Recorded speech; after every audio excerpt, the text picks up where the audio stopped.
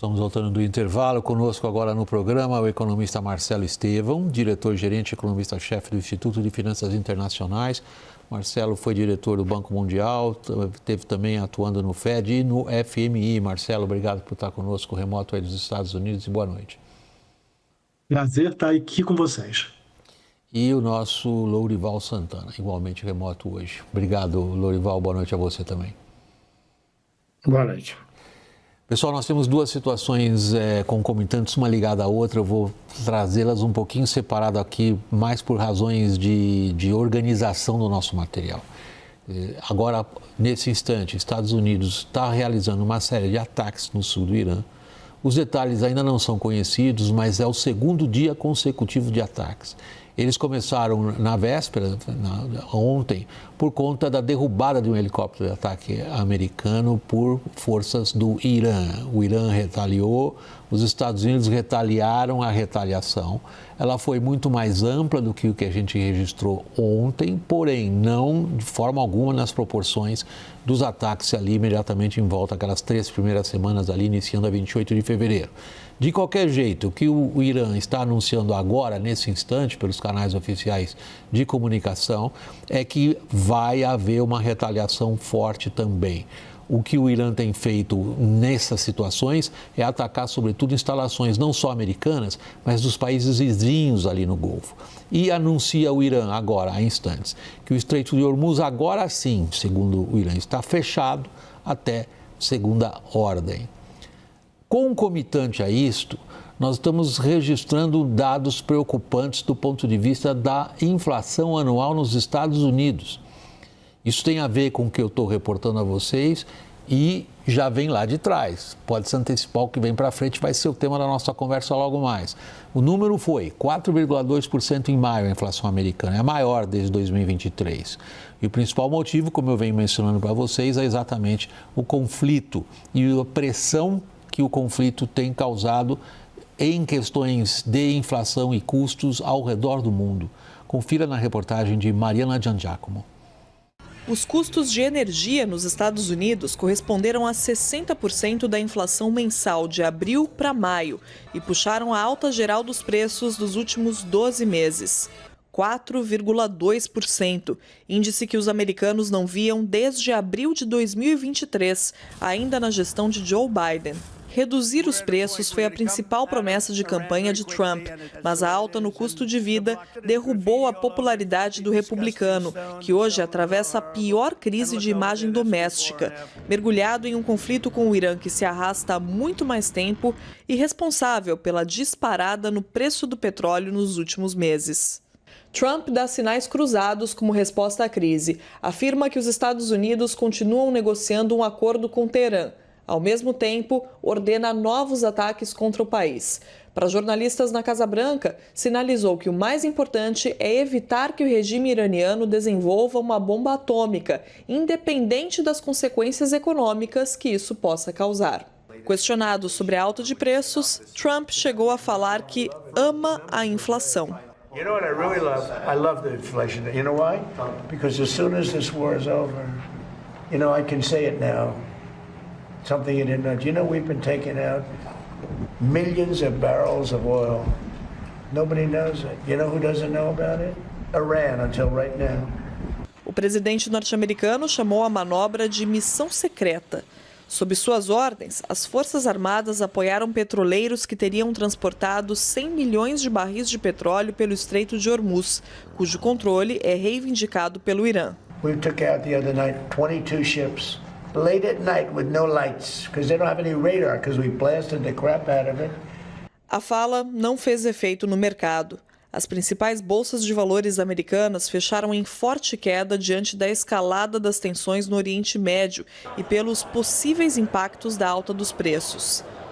Os Estados Unidos entraram no segundo mês em que a inflação supera o aumento dos salários, ameaçando o consumo das famílias, o maior motor da economia americana. Marcelo, no segmento anterior do programa, antes de eu apresentar vocês, nós estávamos tratando exatamente dos impactos dessa guerra em cima da situação do agro brasileiro, que está numa complicadíssima negociação com o executivo em torno de dívidas que se arrastam desde 2023.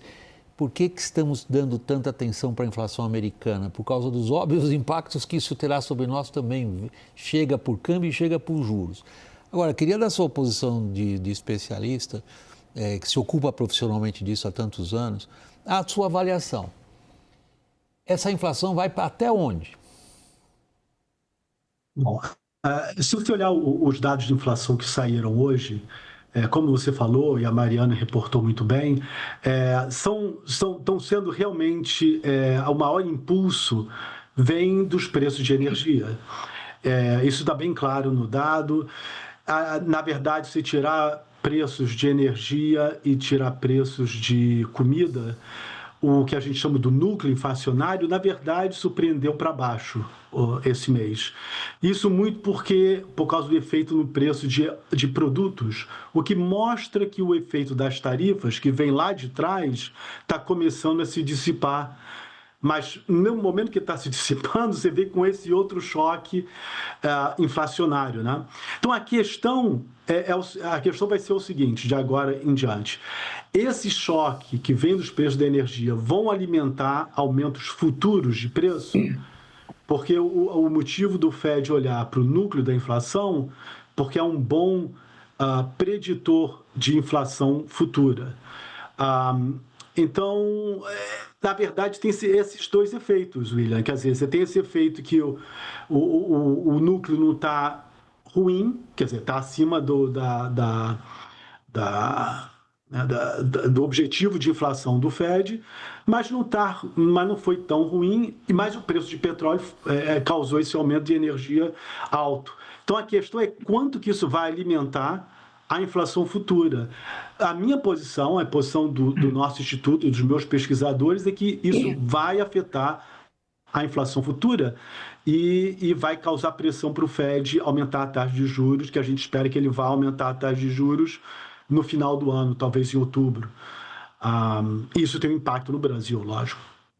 Lourival, o Centcom acabou de anunciar agora que o que tinha que atacar hoje à noite já atacou.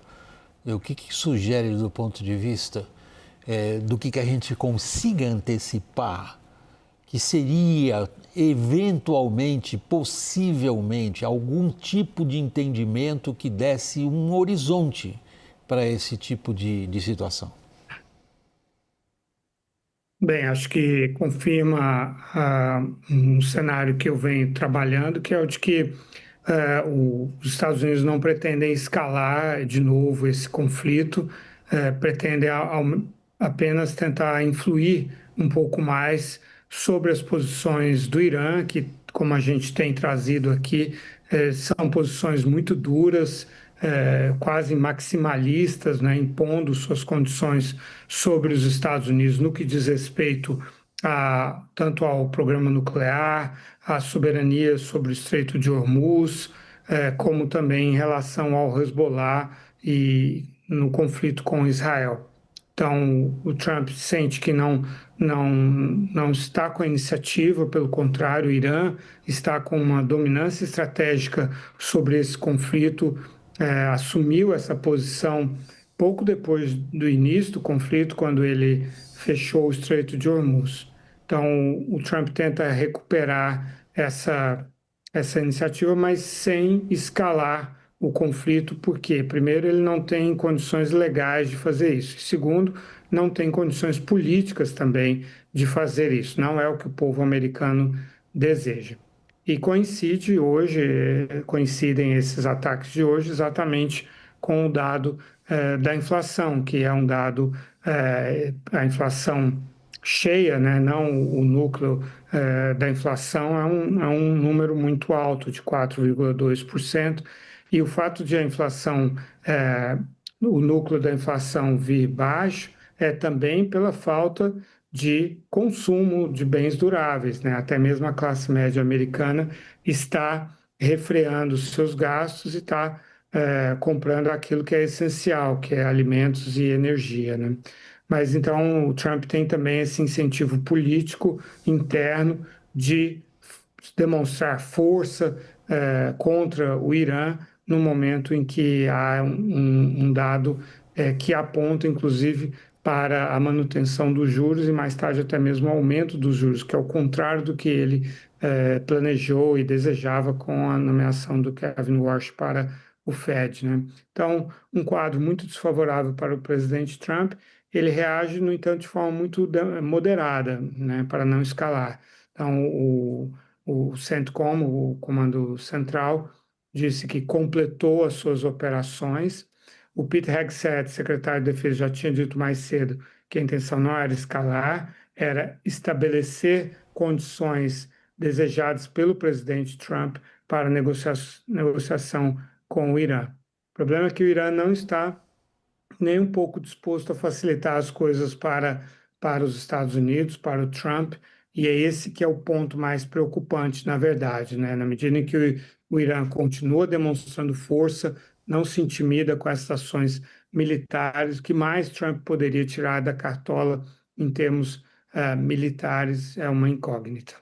Bom, aí está o ponto, Lorival. Aliás, é um clássico para todo mundo que lê histórias de guerras e tenta entender por que decisões militares foram tomadas em função do quê. É o clássico que a gente diz, Marcelo, é que pressões domésticas em geral têm uma enorme influência sobre ordens que o comandante em chefe de Forças Armadas dá, no caso é Trump. Em que medida, Marcelo, isso talvez ajude a gente a entender os próximos passos do Trump? A situação de inflação e juros, tal como ela se apresenta agora, depois da explanação que você nos deu na sua primeira resposta, sugere que o Trump tenha que fazer alguma coisa rápido, ou ele tem tempo? Sim, ele teria que fazer uma mudança de política relevante para poder influenciar a inflação esse ano a tempo de chegar no midterm elections em novembro e conseguir que não seja um resultado tão negativo, o que vai ser. Tudo está indicando que vai ser um resultado muito negativo para ele, do Partido Republicano. Mas a minha experiência lidando com personagens desse governo é que ele não vai fazer isso. Ele vai continuar mantendo a sua política externa, ele não vai querer parecer fraco. Para ele é muito importante isso, quer dizer, ele precisa arrancar algum acordo com o Irã que seja razoável do ponto de vista dele. Isso inclui um acordo, por exemplo, sobre o projeto nuclear iraniano, que ele sempre criticou muito, né? O acordo que o Obama tinha fechado com o Irã como sendo fraco, porque tinha um sunset clause, né? Que se fala em inglês, que o acordo acabaria em 10 anos, mas não tem nenhuma pista, eu não vejo nenhum sinal de que ele conseguiria um acordo melhor. Então isso já é uma coisa negativa. Ele sair agora e deixar o Strait de Hormuz fechado é também uma outra derrota. Quer dizer, ele está um pouco sem saída sobre o que fazer, né? Quer dizer, agora, se eu fosse olhar de uma maneira racional para o que seria melhor para a economia americana e mundial, seria ele sair agora, fechar algum acordo com o Irã que abra o Strait de Hormuz e basicamente declarar derrota, mas ele não vai fazer isso. E eu não consigo ver o que mais que ele poderia fazer para ajudar esse momento inflacionário atual, exatamente porque o cerne da pressão inflacionária vem da parte energética. Isso depende dele chegar num acordo com o Irã, que, de novo, eu não vejo ele chegando. Marcelo Estevão, diretor-gerente, economista-chefe do Instituto de Finanças Internacionais, obrigado pela participação aqui no WW. Boa noite, Marcelo. Boa noite, muito obrigado, William. Lorival, igualmente, desculpe o tempo curto, o noticiário às vezes nos aperta. Muito obrigado, Lorival Santana, por ter estado a bordo mais uma vez do WW. Boa noite. Boa noite.